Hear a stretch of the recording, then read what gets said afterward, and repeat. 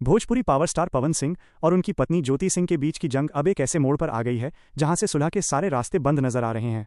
एक तरफ जहां ज्योति सिंह ने साफ कह दिया है कि अब कोई उम्मीद नहीं बची, वहीं दूसरी तरफ पवन सिंह को रावण तक कहा जा रहा है। आखिर इस हंसते खेलते रिश्ते में इतनी कड़वाहट कैसे आ गई कि बात अब सीधे चरित्र पर हमले तक पहुंच गई है। आज की इस वीडियो में हम इस पूरे विवाद की उस अनदेखी सच्चाई को विस्तार से बताने वाले हैं, जिसे सुनकर आप भी हैरान रह जाएंगे। भोजपुरी फिल्म जगत के सबसे बड़े सुपरस्टार पवन सिंह और उनकी पत्नी ज्योति सिंह के बीच छिड़ा ये महासंग्राम अब एक ऐसे मोड़ पर आ चुका है जहां से वापसी के सारे पुल टूट चुके हैं।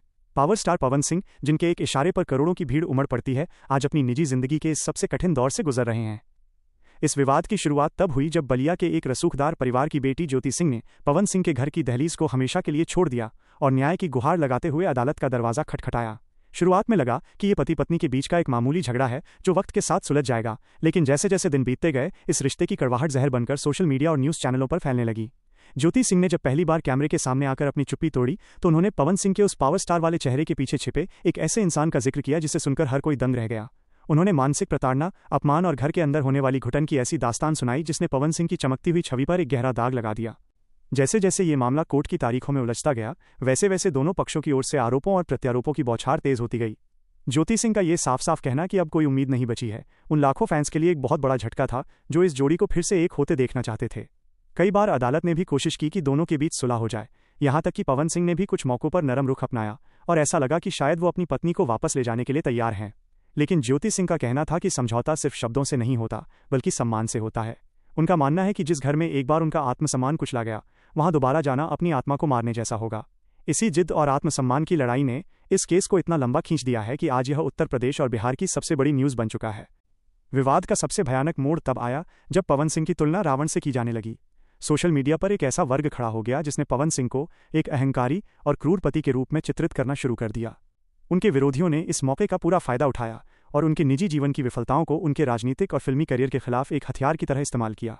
रावण शब्द का इस्तेमाल यहां उनके उस कथित घमंड को दर्शाने के लिए किया गया जिसके बारे में कहा जाता है कि उन्होंने अपनी शोहरत के आगे रिश्तों की मर्यादा को भूलने की गलती की।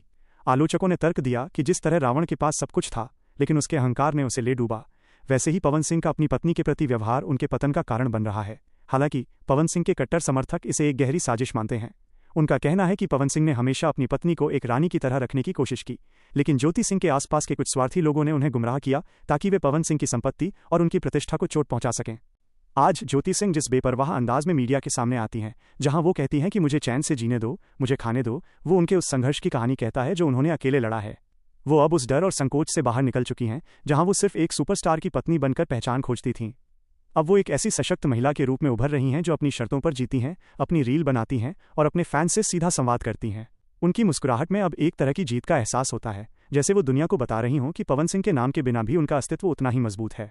ये बेरुखी और ये दूरी पवन सिंह के लिए सबसे बड़ी चुनौती बन गई है, क्योंकि एक कलाकार के लिए जनता का प्यार जीतना आसान हो सकता है, लेकिन अपने ही घर में हार जाना बहुत बड़ी कसक छोड़ जाता है। इस विवाद का असर सिर्फ घर तक सीमित नहीं रहा, बल्कि इसने पवन सिंह के राजनीतिक करियर को भी बुरी तरह प्रभावित किया। जब वो चुनाव के मैदान में उतरे तो उनके विरोधियों ने हर मंच से ज्योति सिंह के आंसुओं का हिसाब मांगा। जनता के बीच ये सवाल तैरने लगा कि जो व्यक्ति अपने परिवार को खुश नहीं रख सका, वो समाज की सेवा कैसे करेगा। इन सवालों ने पवन सिंह को मानसिक रूप से काफी परेशान किया, लेकिन उन्होंने अपनी चुप्पी नहीं तोड़ी। कानूनी दांव पैंचों की बात करें तो भरण पोषण की राशि को लेकर भी लंबी खींचतान चली। ज्योति सिंह ने अपने भविष्य को सुरक्षित करने के लिए जो मांगे रखीं, उन्हें पवन सिंह के पक्ष ने अनुचित बताया। ये कानूनी लड़ाई अब एक ऐसी भूल भुलैया बन चुकी है जिसमें तारीखों पर तारीखें तो मिल रही हैं, लेकिन इंसाफ और शांति का कोई ठिकाना नहीं है। कुल मिलाकर ये कहानी दो ऐसे लोगों की है जो कभी एक दूसरे के पूरक थे, लेकिन आज एक दूसरे की परछाई से भी नफरत करते हैं। रावण का टैग, उम्मीद का खत्म होना और मीडिया की सुर्खियां, ये सब इस बात का प्रमाण है कि भोजपुरी इंडस्ट्री का ये सबसे चर्चित रिश्ता अब इतिहास के पन्नों में एक कड़वी याद बनकर दर्ज होने जा रहा है।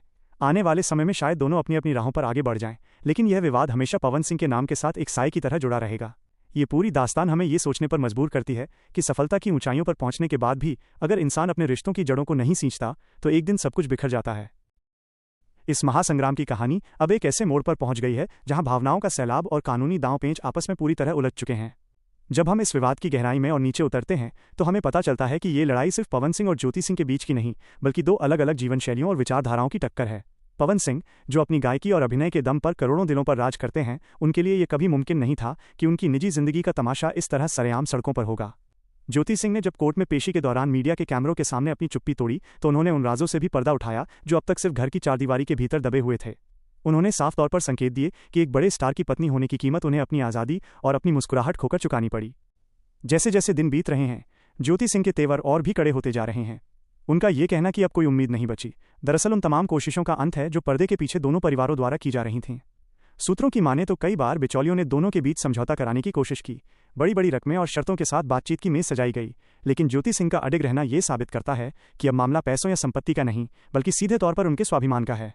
वो अब उस समाज को ये दिखाना चाहती हैं कि एक महिला चाहे तो वो अकेले भी सर उठाकर जी सकती है, भले ही उसके सामने देश का इतना बड़ा सुपरस्टार ही क्यों न खड़ा हो।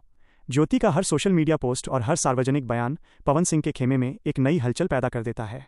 वहीं दूसरी ओर पवन सिंह को रावण की संज्ञा देना इस विवाद का सबसे दुखद और विवादास्पद हिस्सा बन चुका है। भारतीय संस्कृति में रावण को बुराई और अहंकार का प्रतीक माना जाता है, और जब एक लोकप्रिय नायक पर ऐसा टैग लगता है तो उसका असर सीधे तौर पर उसकी लोकप्रियता पर पड़ता है। पवन सिंह के आलोचक दलील देते हैं कि उन्होंने अपनी पहली पत्नी के दुखद अंत से कुछ नहीं सीखा और दूसरी शादी में भी वही गलतियां दोहराईं। उनके व्यवहार को लेकर तरह तरह की कहानियां गढ़ी जा रही हैं।